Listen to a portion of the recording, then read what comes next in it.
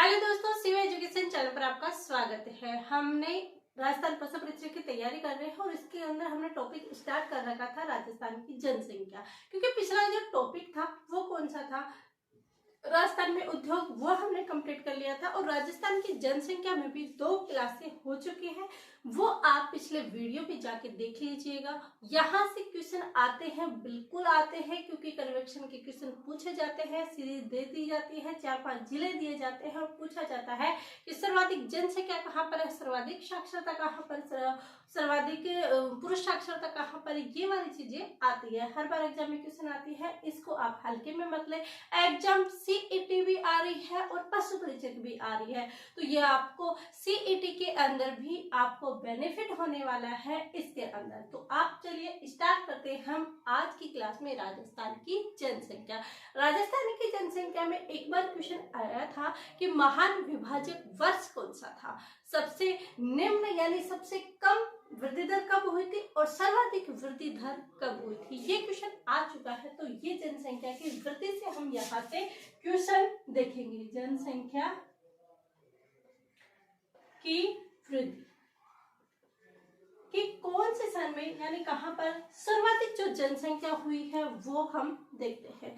तो क्या देखते हैं, जब 1911 में वृद्धि दर कितनी थी, क्या 1911 में वृद्धि दर कितनी थी, 1911 में यदि हम बात करते हैं 1911 में वृद्धि दर की बात करते हैं तो 1911 में वृद्धि दर थी 6.70%। क्योंकि आपको पता है कि हमारी जनसंख्या की जनगणना 1881 से स्टार्ट हो चुकी थी। 10 की वृद्धि व्यवस्थित जो जनसंख्या गणना थी, व्यवस्थित रूप से 10 की जनगणना जिसे हम कहते हैं, वो कब से हुई, 1881 से स्टार्ट हो गई थी लाल रिपन के समय। अब क्या होता है कि यहाँ पर देखा जाता है कि जो 1911 वाला वर्ष है वहां पर 6.7% की वृद्धि होती है, इतनी ज्यादा क्या होती है, वृद्धि होती है। उसके बाद आता है कौन सा, 1911 के बाद आता है 1921, 10 साल के बाद आएगा 1921, क्योंकि ये 10 साल के बाद जनगणना देखनी है। और 10 साल के बाद देखते हैं कि 10 साल बाद क्या इसमें कमी आती है या बढ़ोतरी होती है। तो जब 1911 में देखा गया तब जनगणना में कितनी वृद्धि हुई, 6.70 यानी 6.70% की। और जब 1921 में देखा जाता है, जब 6.29 यानी 6.29% की वृद्धि होती है, 6.29% की क्या होती है, वृद्धि दर होती है। और इसी साल को क्या कहा जाता है, महान विभाजक वर्ष कहा जाता है। तो यदि क्वेश्चन आता है कि महान विभाजक वर्ष, महान विभाजक वर्ष कौन सा था, तो महान विभाजक वर्ष 1911 से 1921 तक, इसे क्या कहा जाता है, महान विभाजक वर्ष कहा जाता है। और ये महान विभाजक वर्ष का क्वेश्चन पिछली बार एग्जाम में आ चुका था। इसके बाद हम देखते हैं कि जो 1981 आती है, 1981 आती है, यहाँ पर क्या होता है, जनसंख्या में बहुत ज्यादा वृद्धि होती है। कितनी होती है, 32.97 यानी लगभग कितनी परसेंट हो गई, 33%। यहाँ पर आप देख सकते हो, यहाँ पर 6 पॉइंट के लगभग वृद्धि दर हो रही थी, लेकिन यहाँ पर ध्यान रख सकते हो 1981 में कितनी होती है, यहाँ पर होती है 32.97% की वृद्धि होती है। क्या वृद्धि होती है, और ये क्या होती है, सर्वाधिक वृद्धि, क्या होती है, यहाँ पर सर्वाधिक जो वृद्धि होती है वो होती है। तो 1981 में 32.97, आप ये सोचो कि 32.97 एग्जाम में नहीं आया, 33% आ गया, तो वो 33% भी सही माना जाएगा, क्योंकि 50 से ऊपर हम अगले परसेंट ले लिए जाते हैं और परसेंट के ऊपर लगभग आता है, इसके अंदर 1-2 ऊपर नीचे हो सकता है। तो 1981 में कितने, 32.97% की वृद्धि होती है, जो कि सर्वाधिक वृद्धि होती है। तो यहाँ से क्या क्वेश्चन बचेंगे, 2 क्वेश्चन ही पूछे जाएंगे कि सर्वाधिक वृद्धि कब हुई थी, क्या सर्वाधिक वृद्धि कब हुई, तो 1981 में लगभग 33% की वृद्धि होती है। और एक ये महाविभाजक वर्ष कौन सा है, आपको यहाँ पर परसेंट नहीं पूछेगा, एग्जाम में आ चुका है ये क्वेश्चन कि महान विभाजक वर्ष कौन सा है, तो महान विभाजक वर्ष है 1911 से 21 से। कैसे याद करें कि हम भगवान का प्रसाद चढ़ाते हैं, तो जैसे ही हम मिनिमम अगर प्रसाद चढ़ाते हैं तो 11-21 रुपए का प्रसाद चढ़ाते हैं। कितने रुपए का, 11-21 रुपए का चढ़ाते हैं। इससे ज्यादा हम वही, जैसे जिसका सामान्य स्तर से थोड़ा ऊंचा स्तर होता है वो, बल्कि शुरुआत कहाँ से होती है, 11-21 रुपए से ही भगवान के प्रसाद चढ़ाने की शुरुआत होती है। तो ऐसे याद रख सकते हो कि 1911 से 1921 में कौन सा है, महान विभाजक वर्ष है। महान कार्य के लिए हम प्रसाद चढ़ाते हैं, कितने का, 11 या 21 रुपए का। कितने का, 11 या 21 रुपए का। तो महान विभाजक वर्ष और महान कार्य 11 से 21, 11 रुपए 21 रुपए, 1911 1921। आई होप ये आप कभी नहीं भूलोगे।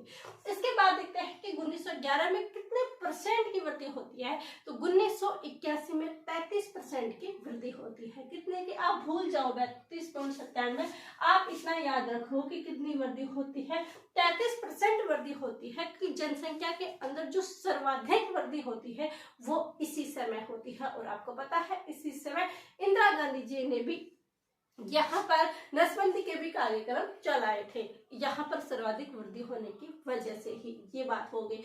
इसके बाद देखते हैं कि हम तो 1911 की जनगणना पढ़ रहे हैं, तो यदि 1911 की जनगणना में से क्वेश्चन आ गया तो कि सर्वाधिक वृद्धि दर कहाँ पर हुई थी, तो ध्यान रखना कि यदि 2011 के अंदर आए तो 2011 के बाद कौन सा प्रसाद चढ़ाया था हमने, 21, तो 21.3%। तो यदि आता है 2011, तो 2011 में 21.3%, कितने, 21.3% की क्या होती है, वृद्धि होती है। कितनी होती है, वृद्धि होती है। अब कैसे याद करें, हमें पता है कि महान कार्य के लिए 11-21 रुपए के प्रसाद चढ़ाते हैं, 11 और 21 वहां पर क्लियर हो गया। इसके बाद सर्वाधिक वृद्धि दर हुई कब, 1981 के अंदर इंदिरा गांधी जी के समय हुई थी। उन्होंने नसबंदी के कार्यक्रम भी चलाए थे। और यहाँ पर कितने परसेंट की वृद्धि हो जाती है, तो पहले महिलाओं को जो आरक्षण दिया गया था वो कितने परसेंट था, 33%। कितना, 33%। तो वृद्धि भी कितनी हुई उस समय है, 33%। कितनी हुई, 33%। इसके बाद देखते हैं कि 2011 यानी 11 रुपए का तो हमने प्रसाद चढ़ा दिया, कितने रुपए का बच गया, 21 रुपए का। कितने का, 21 का। यानी हमने क्या किया, 11 और 21 दोनों का प्रसाद बोला था, तो हमने 11 का तो प्रसाद चढ़ा दिया, अब बच गया हमारा 21 का। तो 2011 में कितनी जनसंख्या वृद्धि हुई, तो 2000 में जनसंख्या की वृद्धि होती है 2011 में 21% की। कितने की, 21% की। पॉइंटों में कोई फर्क नहीं आने वाला, आपको ये नहीं कि 21.2, 21.1, 21.3 ऐसे आपको आंसर देगा, ऐसे नहीं देगा। 21, 22, 25 ऐसे देगा, पॉइंटों में बदलाव नहीं होगा। होगा तो कोई आंसर परिवर्तन होगा, और वो क्वेश्चन में ऐसे नहीं करते। तो 11, 21 आप पॉइंटों के ऊपर ज्यादा फोकस मत रखिए, आप उसी संख्या को फोकस करिए। अब ये हमने यहाँ पर देख लिया जनसंख्या वृद्धि, कौन सी देखी, 10 की जनसंख्या वृद्धि देखी। और कल वाली क्लास में हमने क्या देखा था, एक तो जनसंख्या वृद्धि दर और एक जनघनत्व देखा था। दोनों चीजें हमने याद कर ली थी। ये हमने जनसंख्या यानी 10 की वृद्धि दर देखा है। क्या देखा है, 10 की वृद्धि, क्योंकि हमने 1911, 21, 81 ये देखा है जनसंख्या वृद्धि दर, ये देखा है। अब देखे हैं कि सर्वाधिक जनसंख्या कहाँ पर है, क्या सर्वाधिक जो जनसंख्या है वो कहाँ पर है, और न्यूनतम जनसंख्या में वृद्धि दर हुई है वो कहाँ है, न्यूनतम 10 की जनसंख्या वृद्धि, 10 की जनसंख्या वृद्धि, और ये आ जाएगा सर्वाधिक 10 की जनसंख्या वृद्धि। यानी 10 की वृद्धि के अंदर देखते हैं कि सर्वाधिक कहाँ पर हुई है और न्यूनतम कहाँ पर हुई है, ये चीजें देखते हैं। तो ये चीज याद करने के लिए वही हम ट्रिक लेंगे, और ट्रिक क्या लेंगे, बाजे जो बाज रहे हैं। क्या, बाजे जो बाज रहे हैं, क्या देखेंगे, बाजे जो बाज रहे हैं, बाज रहे हैं। क्या देखेंगे? बाजे जो बाज रहे हैं, ये चीज यहाँ पर देखेंगे। अब इसके अंदर देखिए, बाजे जो बाज रहे हैं, इसके अंदर हम ये ट्रिक तो हमने ले ली, लेकिन इसके अंदर हमने जिले तो नहीं देखे। तो क्या हम जिले देखें इसके अंदर? तो देखिए, जिले देखते हैं तो बा से क्या आ जाएगा? बाड़मेर। क्या आ जाएगा? बाड़मेर। जे से क्या आ जाएगा? जैसलमेर, जैसलमेर। और फिर जो से क्या आ जाएगा? जो से आ जाएगा जोधपुर। तो 3 जिले हमने देखे। बाजे जो बाज रहे हैं, इसके अंदर क्या देखा? बाड़मेर, जैसलमेर और जोधपुर। ये 3 जिले देख लिए। फिर हमने तो कहा था कि हम 5 जिले देखेंगे। कितने देखेंगे? 5 देखेंगे, लेकिन ये तो 3 ही है। तो दो और कौन से रह गए हैं? एक तो बच गया बाज। बाज से आ जाएगा बांसवाड़ा। क्या आ जाएगा? बांसवाड़ा। और रहे से क्या आ जाएगा? राजसमंद। क्या आ जाएगा? राजसमंद। तो सर्वाधिक 10 की जनसंख्या वृद्धि देखेंगे तो जहां पर सर्वाधिक जनसंख्या वृद्धि होगी वहां पर 10 की जनसंख्या वृद्धि होगी। तो जैसे ही जनसंख्या वृद्धि होती है तो देखिए, तो क्या करते हैं लोग? हर्षोल्लास मनाते हैं, खुशी मनाते हैं। तो जब खुशी मनाते हैं तो क्या करते हैं? वो बाजे बजाते हैं, डीजे बजाते हैं, डांस करते हैं, ये सब करते हैं, पार्टी करते हैं। कब? जब उनकी 10 की जनसंख्या में वृद्धि होती है। कब होती है? जब उसकी 10 की जनसंख्या में वृद्धि होती है, तब क्या करते हैं? वो बाजे बजाते हैं। तो ये हमने कर लिया कि 10 की जनसंख्या में जब वृद्धि होगी तब बाजे बजेंगे। क्या बजेंगे? तब बाजे बजेंगे। तो बाजे जो बाज रहे हैं, 10 की जनसंख्या वृद्धि में बाजे जो बाज रहे हैं। जनसंख्या 10 की वृद्धि के अंदर बाजे जो बाज रहे हैं, 10 की जनसंख्या वृद्धि में बाजे बाज रहे हैं। ये याद करेंगे ट्रिक। अब इसके अंदर बाजे बाड़मेर, जैसे जैसलमेर, जो से जोधपुर, बा से बांसवाड़ा और रै से राजसमंद। क्या होगा? राजसमंद। तो ये सर्वाधिक जनसंख्या वृद्धि दर के अंदर आ जाता है। अब नेक्स्ट हम देखते हैं कि न्यूनतम 10 की वृद्धि। अब न्यूनतम 10 की वृद्धि के अंदर क्या देखेंगे कि यहाँ पर तो हमने देख लिया कि जब 10 की जनसंख्या में वृद्धि हुई तो बाजे बाज गई। लेकिन यदि 10 की जनसंख्या के अंदर वृद्धि दर कम आई है तो उन जिलों में क्या होगा?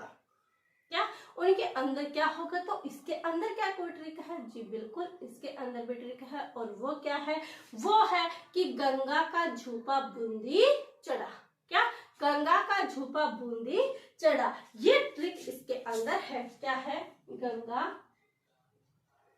का झूपा बूंदी चढ़ा। ट्रिक आ जाएगी इसके अंदर। इसके अंदर आ जाएगी गंगा का झूपा बूंदी चढ़ा। अब इसका अर्थ क्या है? आपने तो बोल दिया कि गंगा का झूपा बूंदी चढ़ा, यानी क्यों चढ़ा बूंदी? देखो, जब सर्वाधिक जनसंख्या में वृद्धि दर हुई तो जिन जिलों के अंदर सर्वाधिक जनसंख्या वृद्धि हुई उस जिलों में तो बाजे बाज गई। लेकिन जिन जिलों के अंदर 10 की जनसंख्या वृद्धि कम हुई वो लोग क्या करेंगे? वो थोड़े ना बाजे बजेंगे, बल्कि वो क्या करेंगे? जो बाजे बाज रहे हैं उनको देखेंगे। यदि वो उनको देखते हैं तो क्या कहाँ देखते हैं? तो गंगा क्या करता है? उनको देखने के लिए एक झोपड़ी है, उस झोपड़ी पर चढ़ गया। तो गंगा का झूपा कहाँ चढ़ा? बूंदी। कहाँ चढ़ा? बूंदी पर, यानी बूंदी के किले पर चढ़कर देख रहा है कि कौन कौन से जिले हैं जहां पर बाजे बाज रहे हैं, वहां पर 10 की जनसंख्या में वृद्धि हो रही है। कौन देख रहा है? गंगा बूंदी के झूपे के ऊपर चढ़कर देख रहा है। ये चीजें तो देखिए, गंगा से आएगा गंगा नगर। क्या जाएगा? गंगा से गंगा नगर। गंगा नगर, गंगा का क्या लिखेंगे यहाँ पर? गंगा का झूपा। झू से आ जाएगा झुंझुनू। क्या आ जाएगा? झू से आ जाएगा झुंझुनू, यानी गंगा का झूपा। क्या? झूपा, झुंझुनू, झू से और पा से आ जाएगा पाली। क्या आ जाएगा? पास से आ जाएगा पाली। फिर क्या आ जाएगा? पाली और फिर है बूंदी, और चढ़ा से आ जाएगा चित्तौड़गढ़। चित्तौड़गढ़। कौन सा गढ़? चित्तौड़गढ़। तो देखिए ये हमने देखा है 10 के वृद्धि के अंदर, यानी सर्वाधिक 10 के वृद्धि कहाँ पर होगी? बाजे जो बाज रहे हैं बाड़मेर, जैसलमेर, जोधपुर, बांसवाड़ा, राजसमंद। और न्यूनतम कहाँ पर है? गंगा का झुपा बूंदी चला, गंगानगर, झुंझुनू, पाली। क्या? गंगानगर, झुंझुनू, पाली और बूंदी, चित्तौड़गढ़, यहाँ पर न्यूनतम 10 की है वृद्धि दर। याद करने की भी ट्रिक देख ली, ये चीजें हमने देख ली। अब यहाँ से क्वेश्चन आता है कि 2001 से, किससे? 2001 से 2011, ये 10 की वृद्धि है। इस 10 की वृद्धि के अंदर कितने की कमी आई? कितने की कमी है? यहाँ पर हमने देख लिया कि इतने की वृद्धि हुई है, लेकिन यहाँ पर कितनी कमी मिली है या फिर अधिक मिली है, वृद्धि मिली है। तो यहाँ का जब अंतर देखते हैं तो 2001 से 2011 तक कितने का अंतर देखने को मिलता है? तो 7.10% की हमें क्या देखने को मिलती है? कमी देखने को मिलती है। क्या देखने को मिलती है? कमी देखने को मिलती है। अब आगे वाली चीजें हम कल की क्लास में देखेंगे। आज तक हमने ये जनसंख्या की देखी, सर्वाधिक 10 की वृद्धि देखा कि सर्वाधिक कहाँ पर है और न्यूनतम कहाँ पर है। ये चीजें हमने यहाँ पर देख लिया। अब कल वाली क्लास में इसी के अंदर और देखेंगे और चीजें लेके आएंगे, क्योंकि अभी तो लिंगानुपात भी तो बचा हुआ है। लिंगानुपात भी हमें करना है। क्या? लिंगानुपात भी करना है, साक्षरता भी करना है, अनुसूचित जनजाति भी करनी है। तो ये सारी चीजें हम कल की क्लास में करेंगे। इसके साथ ही सीईटी की क्लास भी आपको कल से मिलने चालू हो जाएगी, वो ज्योग्राफी से स्टार्ट हो जाएगी। ऐसे ही कहानी के माध्यम से आपको पूरी ज्योग्राफी याद कर दी जाएगी। जैसे पशु परिचय में बोल रहे थे कि आप इतना बड़े सिलेबस नहीं कर पाओगे, मैंने जीके के लिए बोला है, राजस्थान ज्योग्राफी हमारी कंप्लीट हो जाएगी कल या परसों।